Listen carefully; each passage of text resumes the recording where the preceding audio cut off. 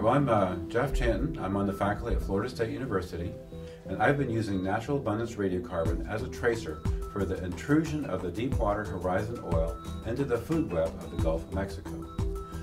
First, we looked at zooplankton, and we found that about 5% of the zooplankton in 2011 was influenced by methane that came out of the Deepwater Horizon oil spill. I was pleased to come and talk about this because when Jeff explained to me his findings, that they were seeing more fossil carbon as you went from Florida to Louisiana.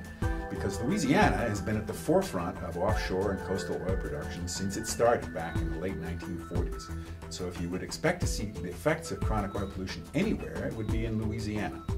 You can see the effects of coastal oil production in the marshes, where the oil production, before there were proper regulations, cut innumerable channels and canals and pads all through the marshes, which greatly promoted the erosion of that material. The oil industry also releases hydrocarbons, accidentally and as part of the overall process. Everything that lives at the surface that's consuming fixed carbon by photosynthesis has a certain amount of radiocarbon, and the carbon that came out of the oil spill is dead and has no radiocarbon. So we look for the depletion of radiocarbon in our samples to tell us if it's influenced by the oil spill. When we found that the plankton was influenced, we did a coastal transect from Louisiana all the way over to Apalachicola, Florida.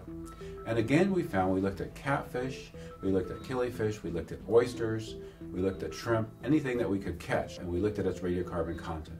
And we found along this transect from Louisiana to Florida, Apalachicola, Florida, that as we approached Louisiana, the fauna, these animals, had less radiocarbon than the ones in Florida did.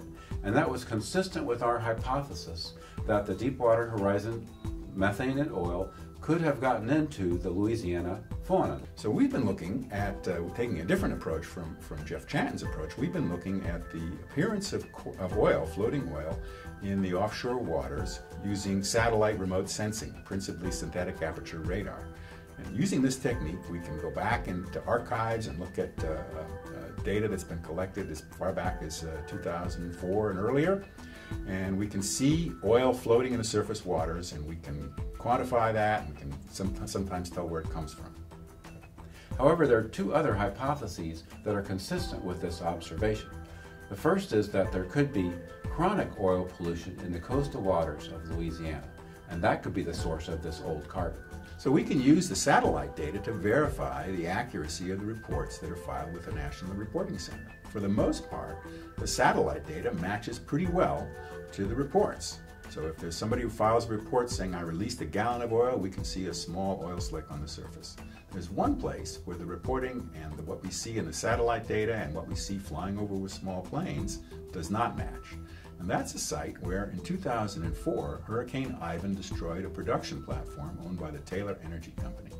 And that site, the wells in that site, have been leaking oil ever since. When we look in the satellite data and when we fly over the site in a small plane, we see oil slicks that are easily 10 miles long. And at the end of these slicks, we find rafts of coagulated oil, oil mousse, and tar balls that could very well be drifting into the marshes. This is a site where the legacy of the oil industry in Louisiana could very well be producing chronic oil pollution in the marshes and in this region. And that kind of chronic oil pollution could be an explanation for the results of Dr. Chanton.